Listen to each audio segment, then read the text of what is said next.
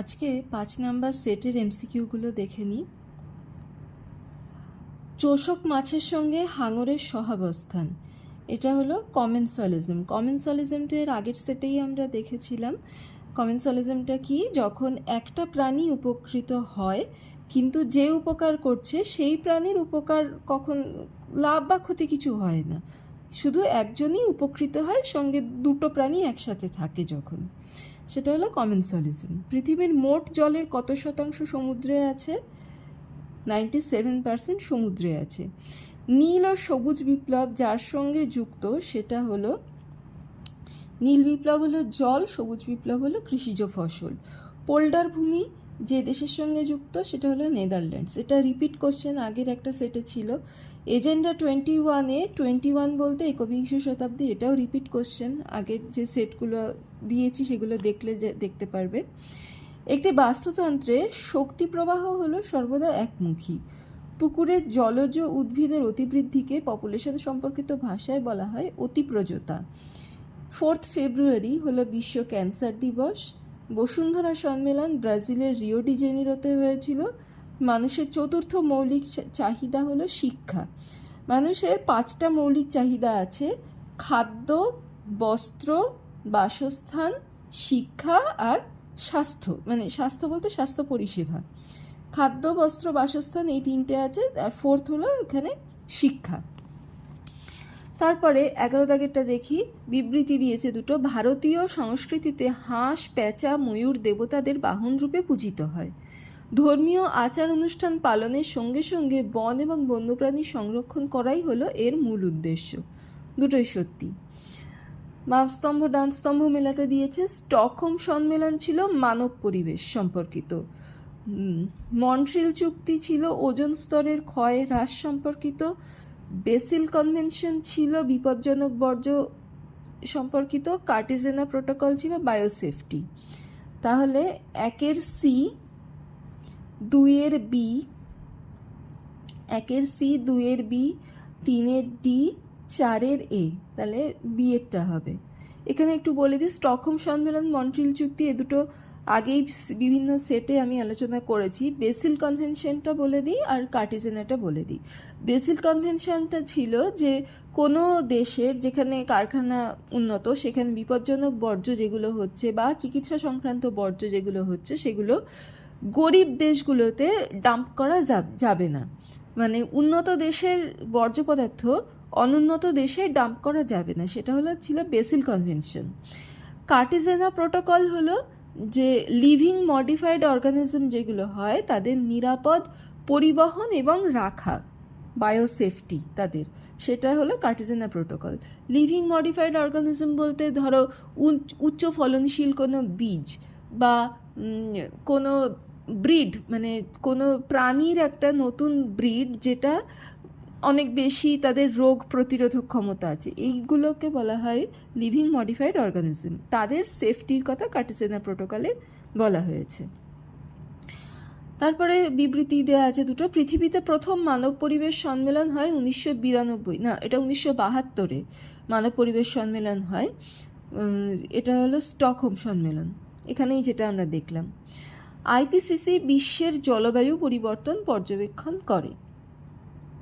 13 হবে প্রথমটা মিথ্যে, দ্বিতীয়টা সত্যি। জনসংখ্যা বৃদ্ধির সঠিক ক্রম চিহ্নিত করো। প্রথমে ল্যাগ দশা হয়, মানে এই অংশটা ধীরে ধীরে বৃদ্ধি হয়, তারপরে লগারিদমিক দশা হয়, ল্যাগ দশা, লগ দশা, দ্রুত হ্রাস দশা। এটা হলো 14C। তারপরে হলো বায়োস্ফিয়ার। বায়োস্ফিয়ার মানে হলো ফ্লোরা ও ফনা। 1-এর সি। হাইড্রোস্ফিয়ার হলো জল সম্পর্কিত, স্বাদু জল, ঈষৎ লবণাক্ত জল, সামুদ্রিক জল। 2-এর ডি। লিথোস্ফিয়ার হলো শিলা, খনিজ, মাটি, এটা। অ্যাটমসফিয়ার হলো গ্যাসীয় উপাদান। তাহলে 1-এর সি, 2-এর ডি, 1-এর সি, 2-এর বি বলছে, অন্যগুলোতে তো 1-এর সি নেই, তাহলে এখানে ভুল আছে। আচ্ছা আমি এখানে কানেক্ট করে দিচ্ছি। বায়োস্ফিয়ার হলো ফ্লোরা ফনা, হাইড্রোস্ফিয়ার হলো জল, লিথোস্ফিয়ার হলো শিলা, খনিজ, মাটি, অ্যাটমসফিয়ার হলো গ্যাসীয় উপাদান। তারপরে বিবৃতি দিয়েছে প্রবাসন ও অভিবাসনের সংখ্যা সমান হলে কোনো পপুলেশনের বৃদ্ধি তার জন্মহারের সমান হবে না। জন্মহার মৃত্যুহার দুটোর উপরেই ডিপেন্ড করে। প্রবাসন আর অভিবাসন হলো একদল মানুষ দেশ থেকে চলে যাচ্ছে, একদল মানুষ দেশে আসছে, এটা যদি সমান হয় তাহলে মানে যদি 5 জন দেশ থেকে চলে যায় এবং 5 জন দেশে ফিরে আসে, তাহলে পপুলেশনের বৃদ্ধি ডিপেন্ড করবে কতজন জন্মাচ্ছে আর কতজন মারা যাচ্ছে তার উপর। তাহলে শুধু জন্মহার না, জন্মহার ও মৃত্যুহার দুটোর উপরে নির্ভর করে। মৃত্যুহার জন্মহারের চেয়ে বেশি হলে পপুলেশনের হ্রাস ঘটে। ঠিক, এটা ঠিক আছে। বিবৃতি 2 ঠিক, বিবৃতি 1 ভুল আছে। তারপরে সর্বশিক্ষা অভিযান 2001 সালে গৃহীত হয়। সিএফসির ব্যবসাভিত্তিক নাম হলো ফ্রেয়ন। তারপরে দেখি 19 প্যারিস সম্মেলন তথা প্যারিস চুক্তির মূল বিষয় কী ছিল? মূল বিষয় ছিল বিশ্ব উষ্ণায়ন রোধে প্রয়োজনীয় পদক্ষেপ নেওয়া। এখানে বলা হয়েছিল যে বিশ্বের প্রতি যে উষ্ণতা বাড়ছে, বায়ুমণ্ডলে যে উষ্ণতা বাড়ছে, সেটা যে যখন কলকারখানার মানে শিল্প বিপ্লব হয়েছিল তার পরবর্তীকালে 2 ডিগ্রির বেশি বাড়ানো যাবে না। এটা ছিল প্যারিস চুক্তি, কিন্তু সেটা বর্তমানে হচ্ছে না। যদিও সেটা প্যারিস চুক্তি ছিল 2 ডিগ্রির বেশি বাড়ানো যাবে না, সেটা বিশ্ব উষ্ণায়ন রোধে প্রয়োজনীয় পদক্ষেপ নেওয়া হবে, এটা চুক্তি হয়েছিল।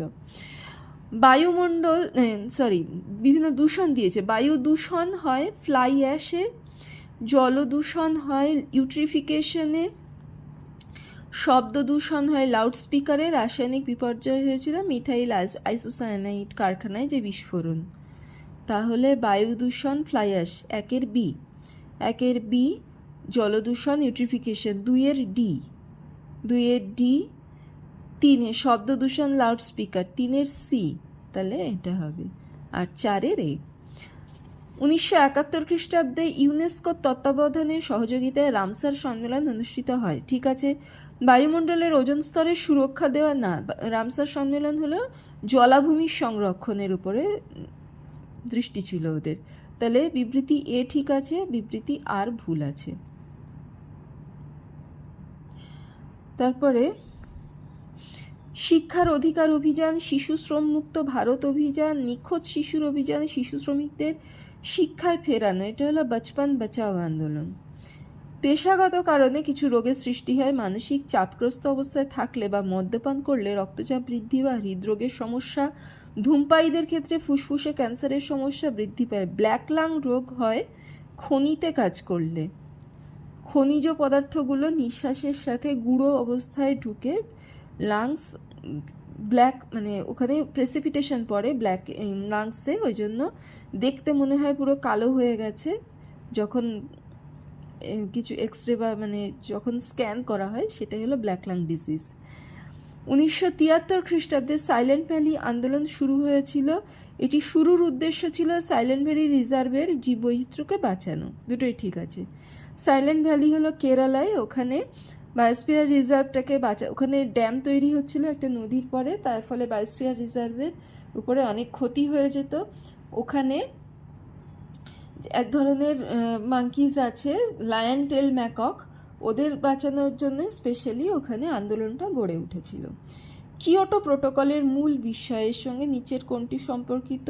গ্রিন হাউস গ্যাসের এমিশন কমানো, এটা ছিল কিয়োটো প্রোটোকল। তারপরে বাল্যবিবাহ নিয়ন্ত্রণে চাইল্ড ম্যারেজ রেস্ট্রিকশন অ্যাক্ট কবে চালু হয়? এটা হলো 1929 খ্রিস্টাব্দে। শ্রীমতী ফ্র্যাঙ্কলিন রুজভেল্টের নেতৃত্বে মানবাধিকার কমিশন 1947 খ্রিস্টাব্দে। ভারতের যে রাজ্যে সাক্ষরতার হার সর্বনিম্ন? বিহার। বৃদ্ধির সাম্যাবস্থা দেখা যায় এস আকৃতির বৃদ্ধিরূপে। এস আকৃতির বৃদ্ধিরূপটা হলো এরকম, এই জায়গাটা সাম্যাবস্থা দেখা যায়। ম্যালথাসের জনসংখ্যা তত্ত্ব 1798 খ্রিস্টাব্দে, এটাও আগের একটা সেটে ছিল। এইডস রোগের কারণ হলো virus, HIV virus, human immunodeficiency virus. সুস্থায়িত্বের ধারণায় কোনটা অন্তর্ভুক্ত? স্থিতিশীল উৎপাদন, সম্পদের স্থায়ী স্থিতিশীল ব্যবহার, স্থিতিশীল উন্নয়ন, সবকটা। আচ্ছা, এবারে ট্রপোস্ফিয়ারে ঝঞ্ঝা বিক্ষুব্ধ বায়বীয় গোলযোগ, স্ট্র্যাটোস্ফিয়ারে অতিবেগুনি রশ্মি শোষণ, তাহলে 1-এর ডি 2-এর এ, 1-এর ডি 2-এর এ পেয়ে গেছি আমরা আনসার। তাহলে এটা হবে, বাকি দুটো দেখে নিই। 3-এর বি, মেসোস্ফিয়ারে উল্কাপিণ্ড, থার্মোস্ফিয়ারে বেতার সংযোগ।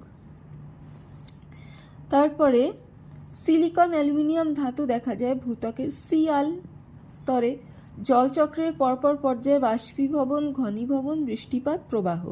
নিচের কোনটি খাদ্য শৃঙ্খলের মাধ্যমে সর্বনিম্ন শক্তি পায়? প্রগৌণ খাদক, সবার উপরে থাকে, সর্বনিম্ন শক্তি পায়। বায়ুমণ্ডলের স্ট্র্যাটোস্ফিয়ার স্তরের নিচে দিয়ে জেট বিমান যাতায়াত করে, এই স্তরে প্রচুর পরিমাণে ওজোন গ্যাস থাকে। দুটোই ঠিক, কিন্তু এর কারণ এটা না। উভয়ই ঠিক, কিন্তু আর এর সঠিক ব্যাখ্যা নয়। শ্বেত বিপ্লব হলো দুগ্ধজাত পণ্য,